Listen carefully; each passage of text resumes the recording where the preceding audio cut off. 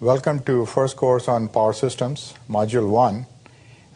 In this module we will look at sort of an overview of power systems, and then we will review some very basic concepts in circuits and electromagnetics that are pertinent to our study of power systems.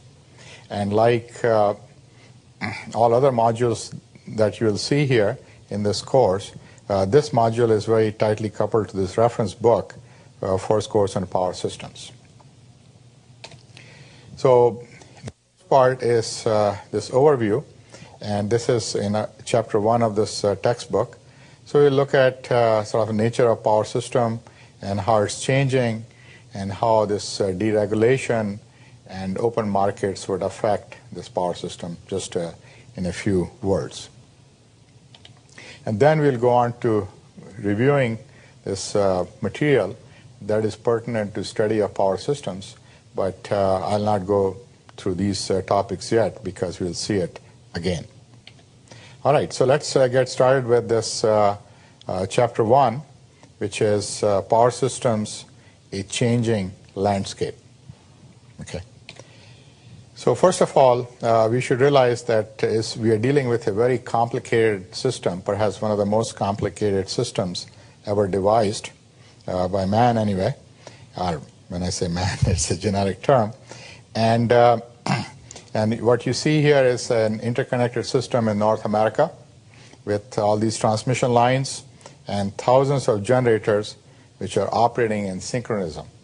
And they are connected by over 200,000 miles of transmission lines over 230 kV. And so what is the advantage of interconnected systems? One is continuity of service, that part of the system can fail, but the other part can take over. So the continuity of service remains. And the other is the lowest cost generation, that you end up using generators which are giving power at the lowest cost with some optimum criteria.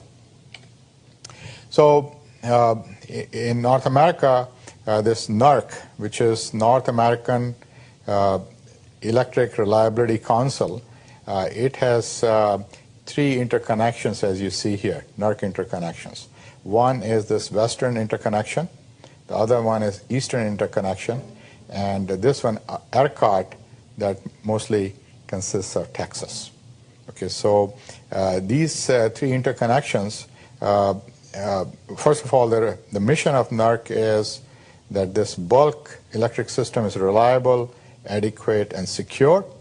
And these interconnections are divided into over 150 control areas. And the role of these control areas is to maintain, for each control area, its interchange with its neighbors.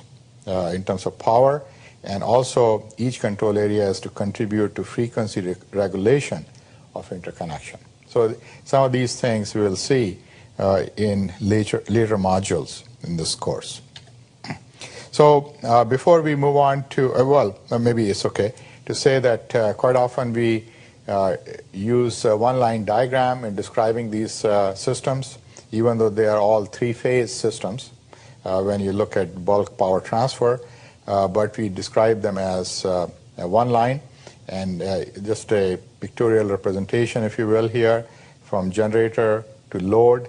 Quite often I only show 3 transformers here, but it ends up going through 4 to 5 transformers before load receives power from generator over here. Okay, but the nature of power systems is changing because of utility deregulation. In the past, we had utilities operating as monopolies. These were centralized. They owned all the generation, all the transmission lines, and they had monopoly over the load they were serving. So the picture in some respects was quite simple.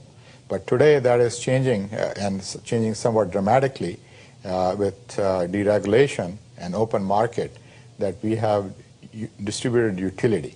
So instead, in addition to central power plants as we had before, we have distributed generation. and independent power producers, which could be producing this power through windmills or solar power plants, or they could even be owning conventional coal-type power plants, but they are sort of independent. And there's decoupling between generation and transmission, and there's open market. So the picture is quite complicated and getting more and more complicated, but that's what makes it interesting. So our job here is to look at the conventional power system as it has existed for many, many years and look at its fundamentals. But at the same time, we will also see how these new sources of generation can be interfaced with the existing power system. So that makes this whole thing very exciting. So having said that, let's begin with a basic review of electric circuits and electromagnetic circuits and concepts which are useful in studying power system. Okay, so one thing we'll see that we use phasor representations, which are very useful and make things much simpler to analyze. We talk about power, reactive power, and power factor. And then we are dealing with three-phase circuits, so we'll look at those. And then we'll look at how we can transfer real and reactive power between two AC systems. We'll also look at per unit quantities and why we should be using them, and also energy efficiency of power apparatus is very important. And then we'll go into electromagnetic concepts which are necessary for understanding transformers, transmission lines, and generators, synchronous generators that we encounter in power systems. So let's start with symbols and conventions. We use lowercase letters for instantaneous quantities. So quite often you may see explicitly is shown as a function of time, but even if it's not there, and if it's represented by a lowercase letter, that indicates it's an instantaneous quantity. And it makes no sense to draw voltages and currents without showing their polarity and their direction respectively. So when you say V sub A, it's meaningless unless we put its polarity like this over here. Similarly, if you say current is flowing from here to here, or between in this circuit, and show it by I, well, we have to show its direction. What do we mean by that? And similarly, when we say VAB, its VAB is what's indicating voltage of A with respect to, let's say, some common point here, minus voltage of B with respect to this common point over here. So that's a usual convention that we make use of. So the other thing is that in power systems, we are mostly dealing with sinusoidal steady state. Okay, if you're dealing with sinusoidal steady state, then it makes a whole lot of sense to talk about phasors. Otherwise, you will be solving, integral differential equations, and who wants to solve them? Okay. So we want to make use of phasors, and when we do that, we are solving algebraic equations. Okay, so they are much simpler. So let's say that if you are given in a circuit a voltage like this, we will represent this by a phasor, uppercase letter with a bar on top, and usually we deal with the RMS value only. So this is V here, and if just cosine omega t, we take it as a reference, so the angle is 0. Okay, so that's the phasor representation. Similarly, when you have this current defined like this, the RMS value is I, the peak is of course square root of 2 times I, so this will represent as a phasor with an magnitude I, and angle here, since lagging by this minus phi over here, we'll define it like this here. Okay, and we can plot this on a phasor diagram. The real quantities are plotted on the horizontal axis, and this of course would be on the horizontal axis as shown here. This current phasor is here, and it has its magnitude, and this is lagging behind with this angle phi, minus phi actually, and positive angles are shown this way over here. So you can see that we will plot this current phasor as shown here. Okay. So how can we apply this phasor? Let's try to analyze an RLC circuit here. We are given this voltage excitation, and let's say we are asked to calculate this current I over here. One way would be to write a differential equation and then solve it. Will take about, I shouldn't say how long, but it'll take quite a long time. The other thing is that if it's in sinusoidal steady state at this frequency omega, which is 2 pi f, we can draw a phasor diagram where this voltage is represented by this phasor voltage. The current that we will calculate will be the phasor current, and then this inductance corresponds to a reactive impedance here, j omega L. R shows up as it is, and this capacitance here shows up as minus j over 1 omega c. So it shows up like this here. So the bottom line is that we can calculate this impedance here from this point to this point, which is the sum of these three impedances over here using this phasor diagram. And once we have this z would be some magnitude here with an angle of, let's say, phi degrees, right, like this here. So in this circuit, I would be equal to voltage which is given divided by z with an angle of phi, and therefore it will be some value of current I with an angle of minus phi here. Okay? So the bottom line is that this circuit can be analyzed very quickly as opposed to writing differential equations and solving a time domain. And once you have found this phasor value for this current, you can write a time domain equation here, which is I of t would be square root of 2 times this I that you calculate here times cosine omega t minus this angle phi that this impedance has here. Okay, so it's a very simple process here. So that's what we will use.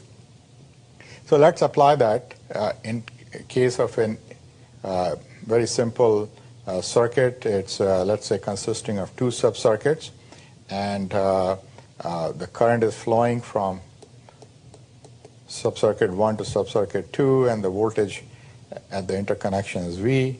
So instantaneous power is nothing but the product of these two over here, right? So that's what we have. Now, let's assume that the current is in phase with voltage, okay? And remember what voltage is here, and the current is this over here. So let's say that these two are in phase with each other, and that's what we have plotted here. So this thing is voltage plot, and this here is a current plot, and you can see that they are in phase. So in that case, the instantaneous power, if you multiply voltage and current, you will see it consists of a DC quantity, V sub I, which is the average value right here, plus it has this pulsating part over here, which is pulsating at twice the fundamental frequency. So that's the characteristic of a single phase circuit, that the power P is pulsating, and that is plotted over here, and you can see the plot of this instantaneous power here. But the picture becomes even somewhat worse, if you will, when the voltage and current they are not in phase. So in part B, what we see is that the voltage is crossing zero over here, where the current is crossing zero here. So we have this phase lag for the current, phi over omega, okay, where omega is the frequency. The same thing, if you look at the peak of voltage and the peak of current, you get this value over here. So voltage and current are not in phase, and in this case, if you take the product of voltage and current and get this instantaneous power, you'll see that the average value is VI times cosine phi. So the average power compared to part A would be less. and that's plotted over here. Even though the voltage and current both may have the same amplitude, but since voltage is now not in phase with current, the average power would be less, as given by this expression as compared to this expression over here. And again, we have this pulsating component at twice the frequency here. So that plot is shown. So what is showing here is that in this case, the instantaneous power actually becomes negative. So that's why it's best to have unity power factor. Well, we haven't really talked about unity power factor. I should say that it's best to have voltage and current in phase, because in that case, power, instantaneous power, even though it does come to zero, it never becomes negative. Whereas in this case, not only it does become negative. So even though you're transferring power from left to right, sometimes it's flowing from right to left. Okay, so that's not a very happy situation.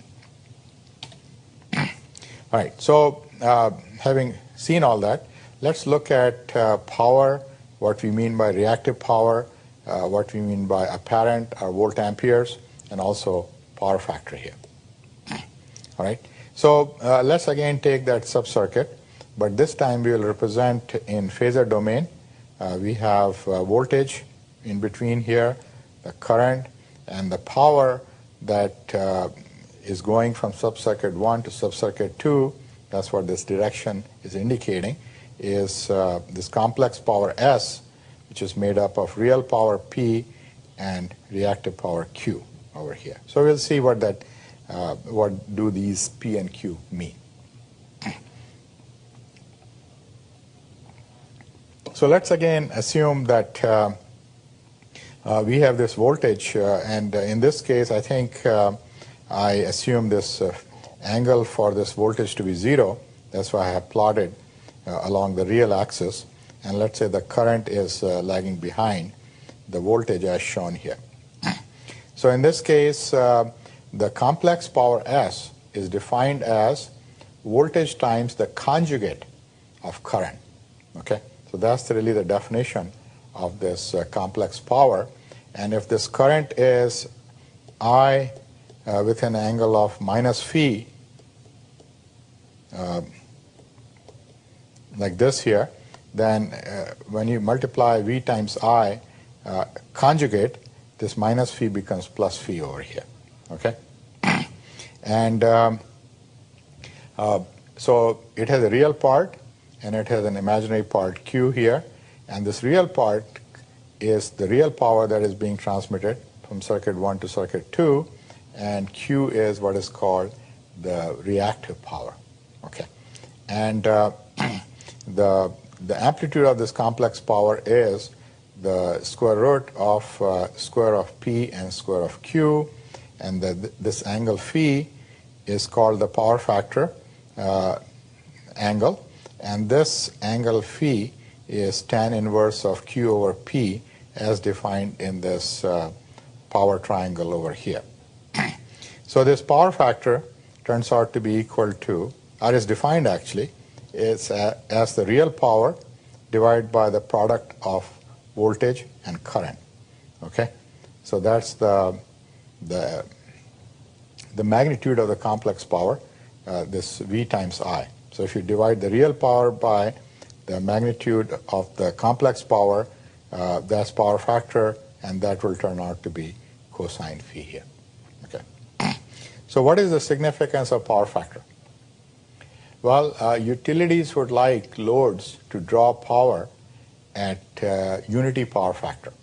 And the reason is that for a given power drawn at unity power factor, the current at which it's drawn would be minimum, okay? And therefore, there will be least amount of losses as I squared R losses on the distribution lines and transformers and transmission lines. So that's the reason why power factor is a very important parameter here. And here is just an example which shows that if you have this load which is drawing real power as well as reactive power, but if you want to make it to be a unity power factor load, we can put this capacitor in parallel such that the sum of this reactive power, which is with a negative sign, and this reactive power, they cancel each other, and only the real power is supplied from the source. So this is just an example to show how we can make the power factor of this load to appear as unity power factor coming from this source over here.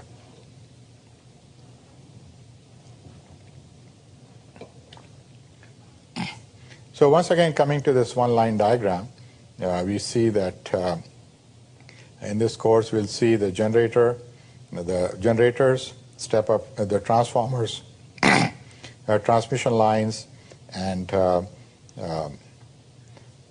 the load as well. So we'll look at all these topics later on.